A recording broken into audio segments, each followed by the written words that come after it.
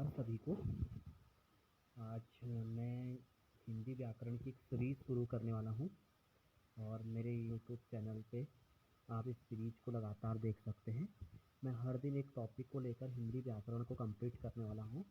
मैंने आज हिंदी व्याकरण का जो फर्स्ट टॉपिक जो जहाँ से शुरुआत होती है भाषा से, उस टॉपिक को लिया है और धीरे धीरे हिंदी व्याकरण के सभी टॉपिक्स को, सभी चैप्टर्स को मैं कंप्लीट करते हुए निकलूँगा। तो आप लोग ध्यान से देखिए।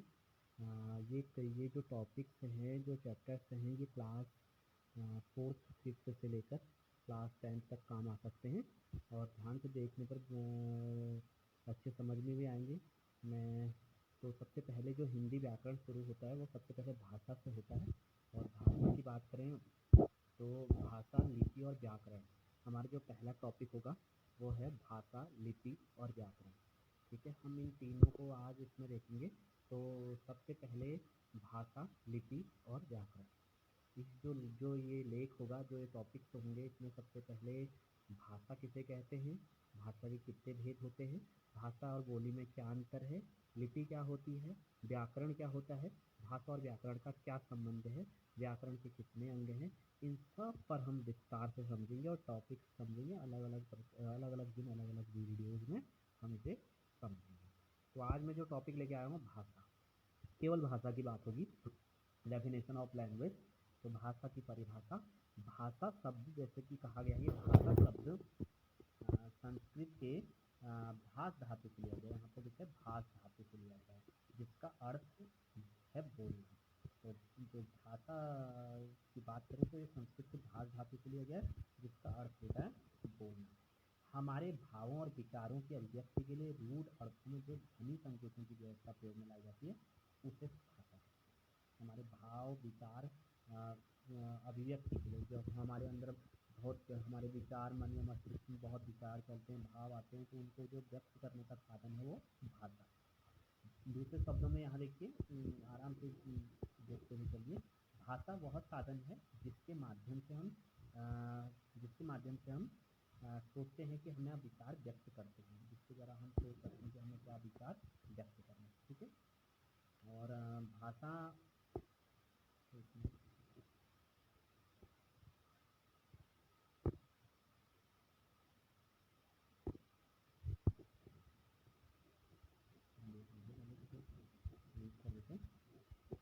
देखिए, दूसरे शब्दों में भाषा वह साधन है जिसके माध्यम से हम सोचते हैं तथा अपने विचारों को व्यक्त करते हैं। मैंने पहले ही कहा, परिभाषा में कह चुका हूँ कि भाषा वह साधन है या वह माध्यम है जिसके द्वारा हम अपने विचारों को, भावों को व्यक्त करते हैं, या व्यक्त करने का भावों को व्यक्त करने का एक साधन है।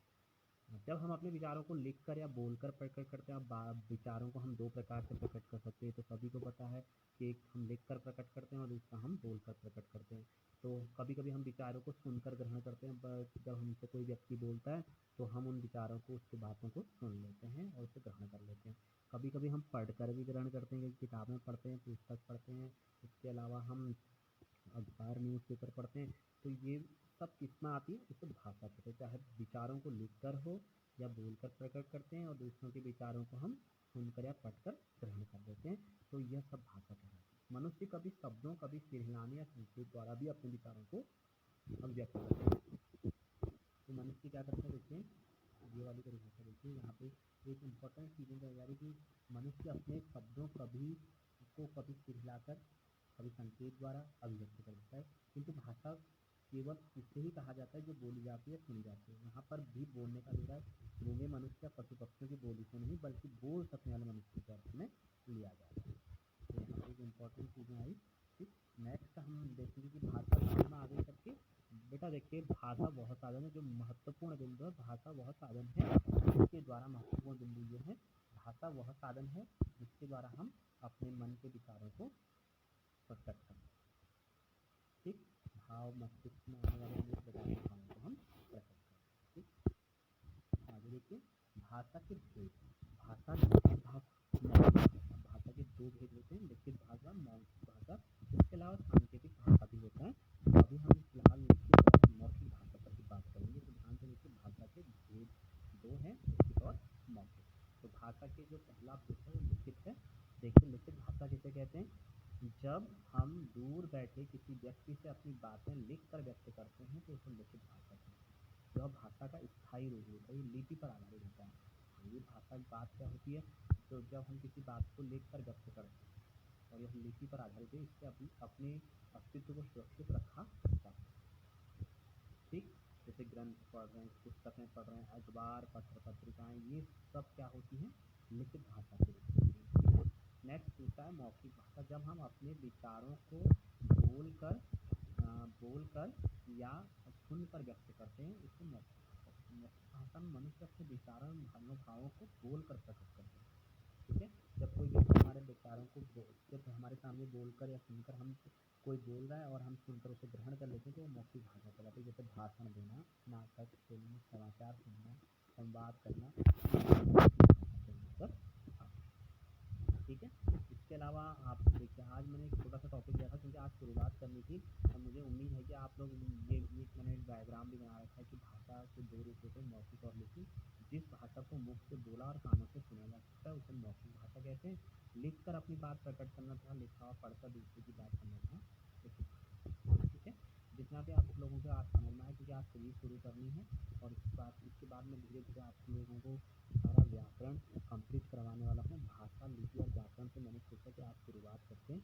और एक मुझे लगता है कि क्लास 4th-5th से शुरू हो जाती है भाषा, उससे पहले ही शुरू हो जाती है क्लास 1st में ही, लेकिन 4th-5th से ही क्लास भाषा, लिपि और व्याकरण शुरू हो जाती है और ये अंत तक चलती रहती है।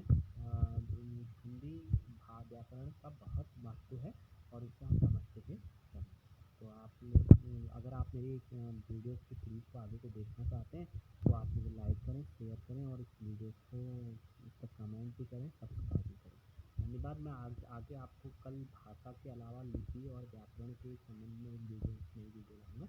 तब तक के लिए आप इसे समझिए, भाषा क्या होती है, भाषा कितने प्रकार है और भाषा के की जो बात होगी